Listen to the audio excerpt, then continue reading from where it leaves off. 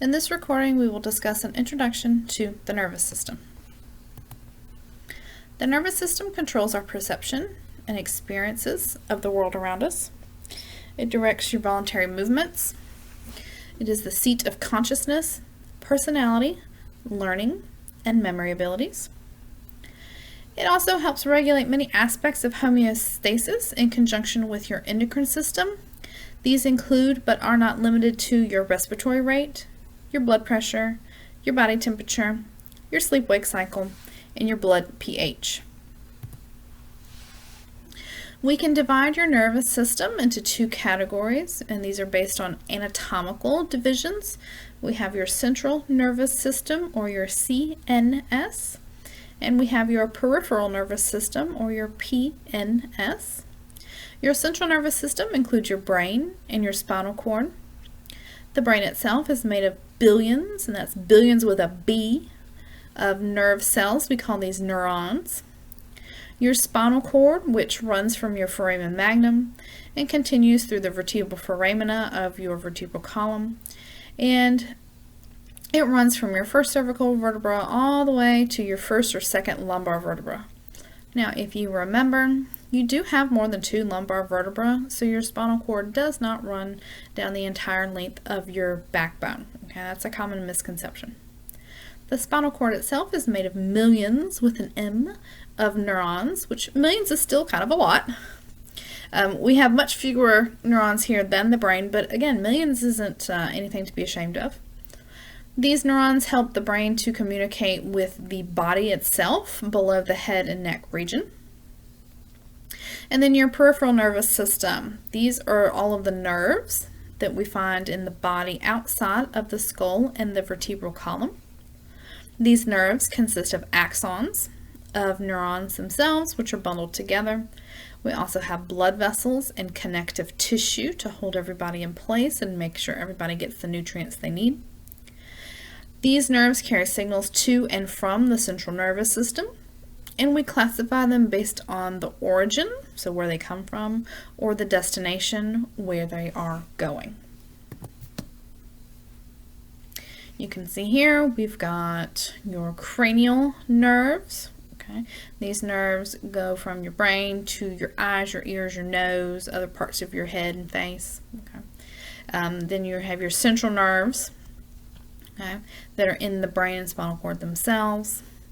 Your peripheral nerves go from the spinal cord out to your arms, your legs, your feet, your hands, so your appendages.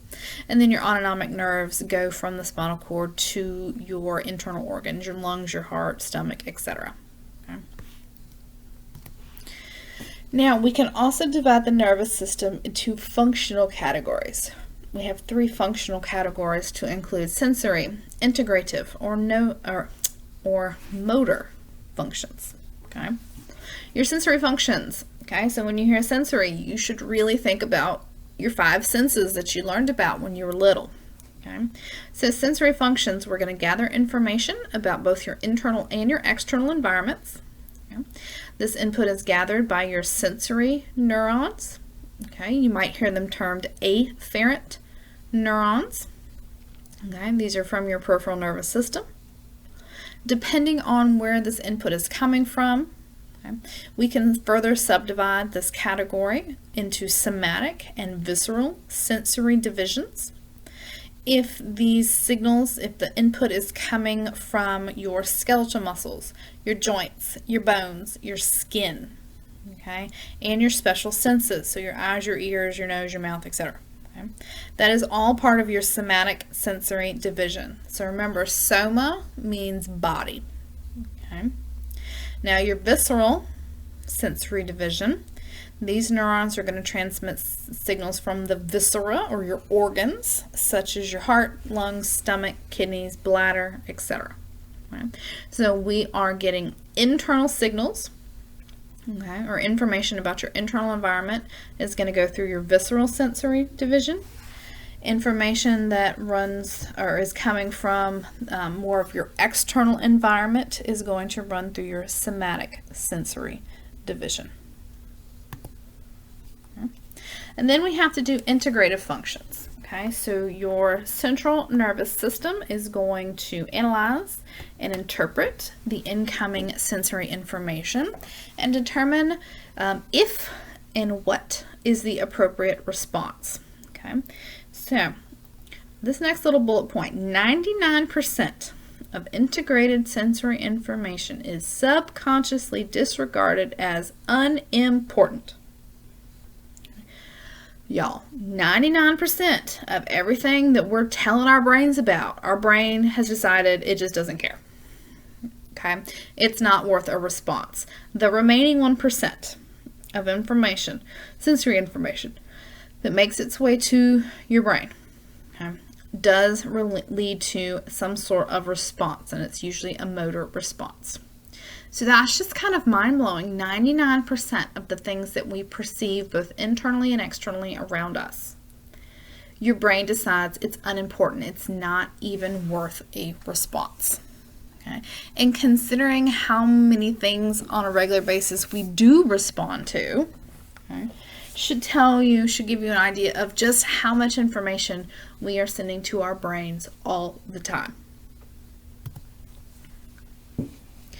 Now, we have done sensory information, we have integrated that into our brains, and now we need to do the motor functions.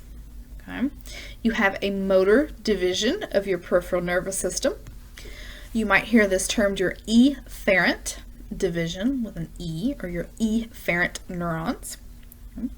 We also divide this one into your somatic and your autonomic divisions, okay, or your somatic and your visceral divisions. And here's why. Okay, so your motor division or efferent division, these motor neurons are going to carry information from your central nervous system to your body to carry out motor functions. Okay, the organs that are going to receive this information and carry out the plan, these are called effectors. Hopefully that word is ringing some bells for you. I remember we used the term effectors when we talked about homeostasis. Now, if you remember 2 slides ago, we talked about receiving sensory information from your body or your somatic division and your visceral division. Okay? So the same places that we receive information from are going to be the same places that we send information to achieve motor responses.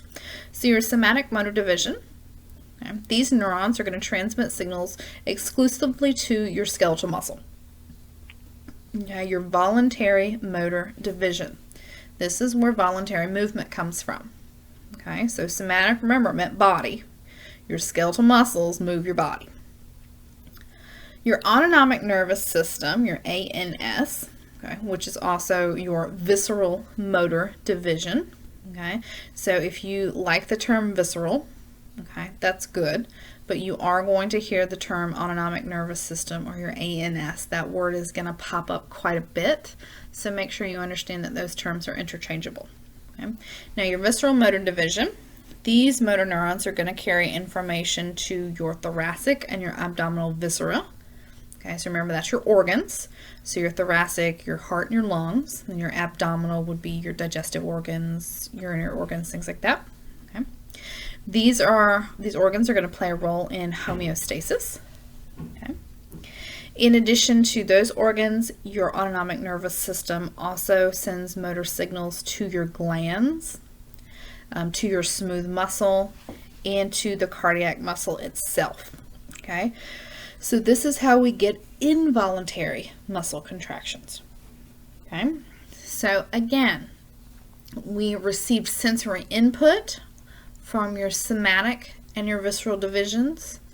We integrated that information, and then we decided upon the correct responses, and we sent the signals out through motor neurons to the same places, to your somatic and your visceral motor divisions. Okay, we can achieve both voluntary and involuntary motor movements.